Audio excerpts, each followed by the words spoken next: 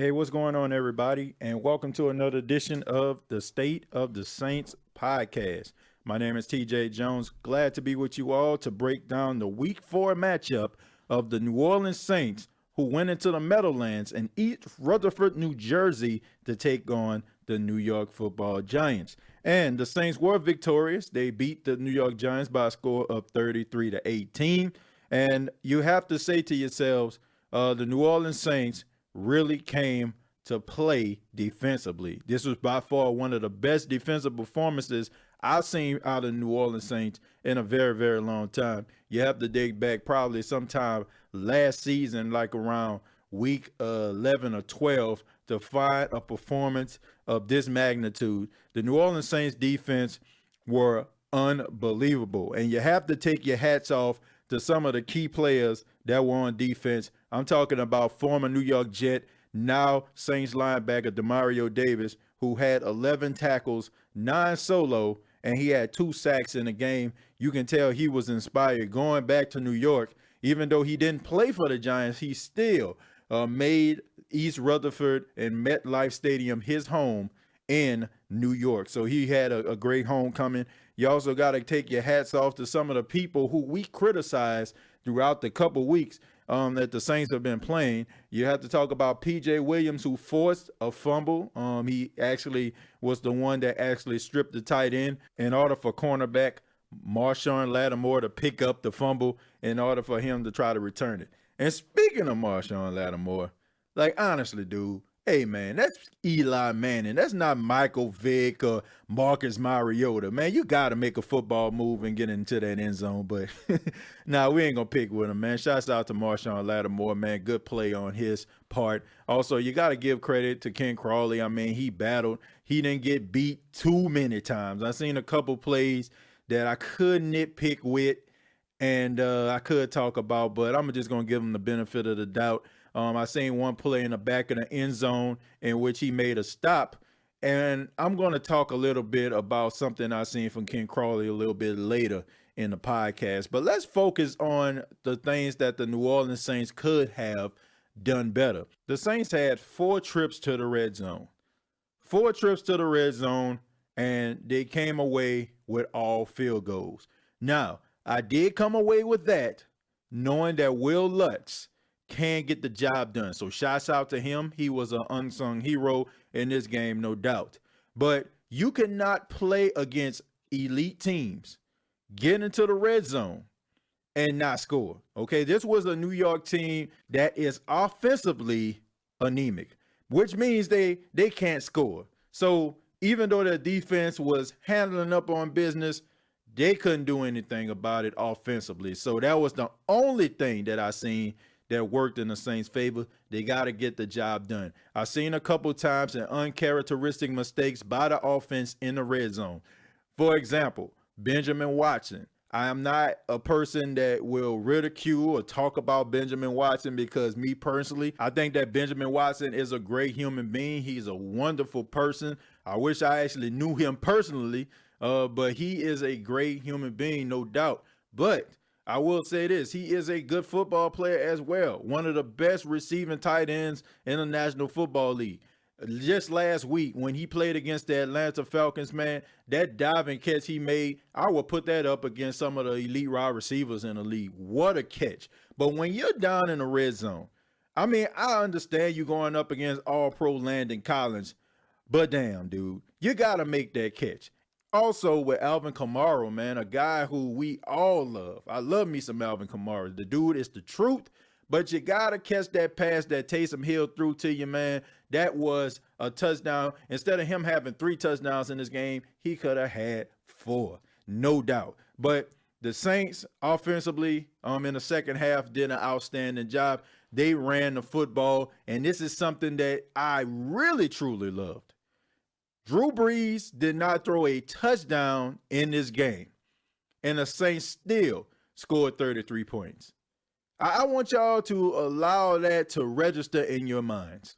Drew Brees threw 0 touchdowns in this game, and the Saints still scored 33 points. Now, can you imagine when Mark Ingram returns in week 5 against the Redskins, what can possibly happen? And it is so good that you can know as a fan that the New Orleans Saints don't have to rely on Drew Brees in order to get the job done.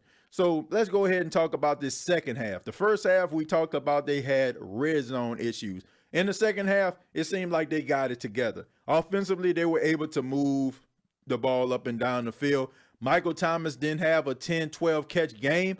You got to give credit to Jack Rabbit Jenkins, Janoris Jenkins, who had him pretty much locked up throughout the game. But you can't say this about Michael Thomas. Michael Thomas, when it counted, when Drew Brees threw him the football, he caught it. That screenplay that he had to make 6 and 7 yards on his own when he lowered the shoulder, that goes to show you what type of player that Michael Thomas is. Michael Thomas, he reminds me of Brandon Marshall. That's what he reminds me of. He's not as fast as Brandon Marshall, but when he catches the ball, the way that he runs with such reckless abandon, that is the type of player Brandon Marshall is. So he reminds me of Brandon Marshall. He has hands to me like Chris Carter. He reminds me of Chris Carter. When it comes to throwing the ball up, making a catch, he has hands like Chris Carter. But when after the catch, he reminds me of Brandon Marshall. But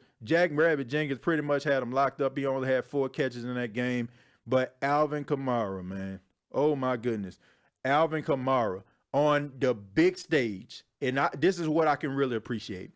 The fact that this was a nationally televised game right here. This was the America's Game of the Week, them playing the Giants. And Alvin Kamara showed the world that he should be in the discussion for best running back in the league. Now, I know a lot of people think about Alvin Kamara. The first thing they think about is him being a pass catcher, and he can do that.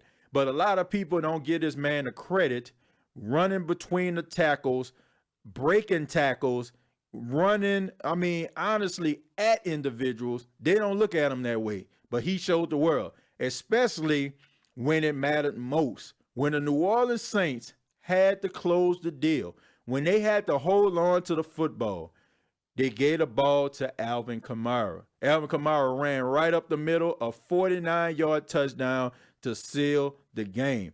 That is elite type stuff right there. And I'm going to say this, and I know a lot of people have been saying it, but Alvin Kamara is by far one of the most special running backs I've seen in a very long time. This guy probably has more talent than any of these running backs that they talk about.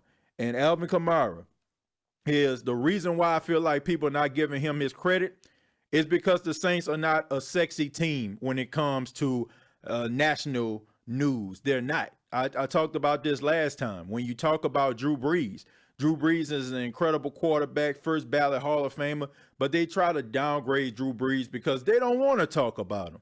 They don't want to talk about Drew. They don't want to talk, and honestly, they don't want to talk about Alvin Kamara. They don't want to talk about him because they don't want to hear about a small market team like the Saints having success. They rather talk about a Tom Brady. They rather talk about Aaron Rodgers. They rather talk about a Eli Manning and some of these big market players. But people like Alvin Kamara slide through the cracks, and you cannot deny him because every single time you get a look at Alvin Kamara on a national stage, he blows it away. Basically, man, he just goes crazy. We think about that Rams game last season when it was a national televised game, and he ran back a kick, and then he had a 75-yard touchdown right after that.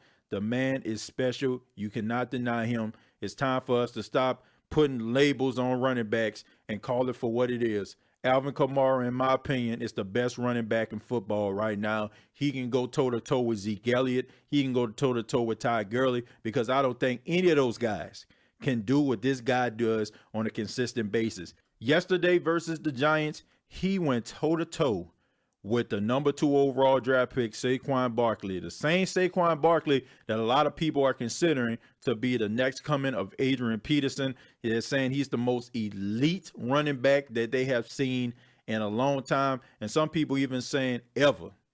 And Alvin Kamara went out there and showed him up. That is what elite players do.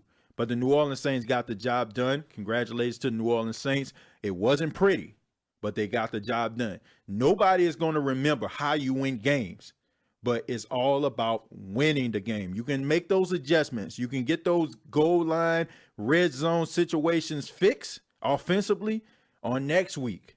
The Saints go 3-1. They are atop of the NFC South, and that's exactly where they need to be. The Saints have their best start since 2013. Their next matchup is against the Washington Redskins, and that is on Monday Night Football.